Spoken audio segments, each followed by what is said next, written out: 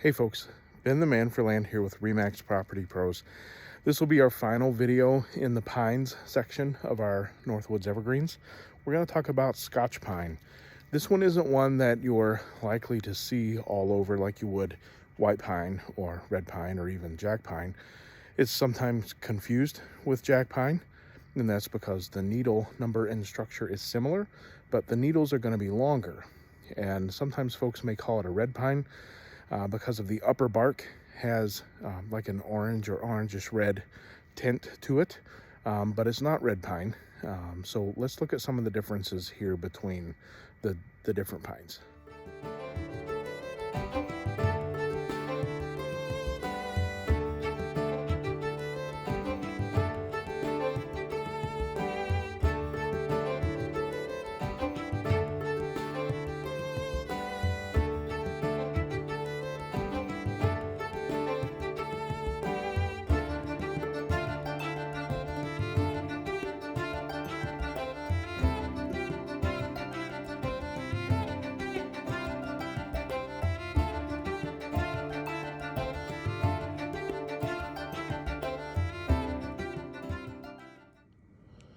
The branches and twigs of Scotch pine will all come out right about the same spot on the twig or on the main stem. So you see 3 here, there's a couple here, and then right here at the end, you've got 3 that come out at the same spot.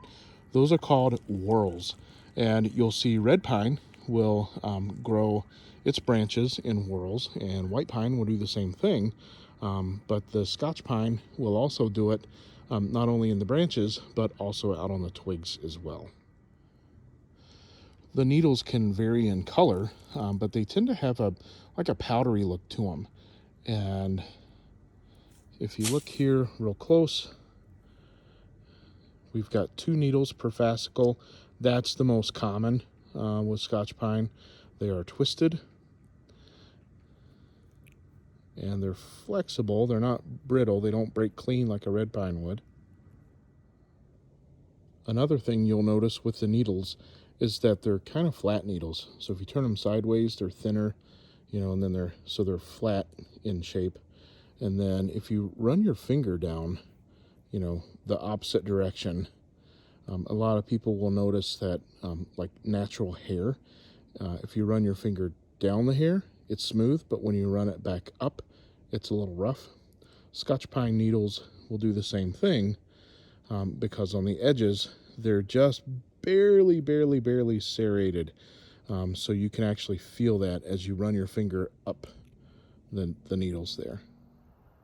Thanks for tuning in and learning a little bit more about Scotch pine. And remember, if you're in the market for real estate, whether a buyer or a seller, give me a call. My name's Ben.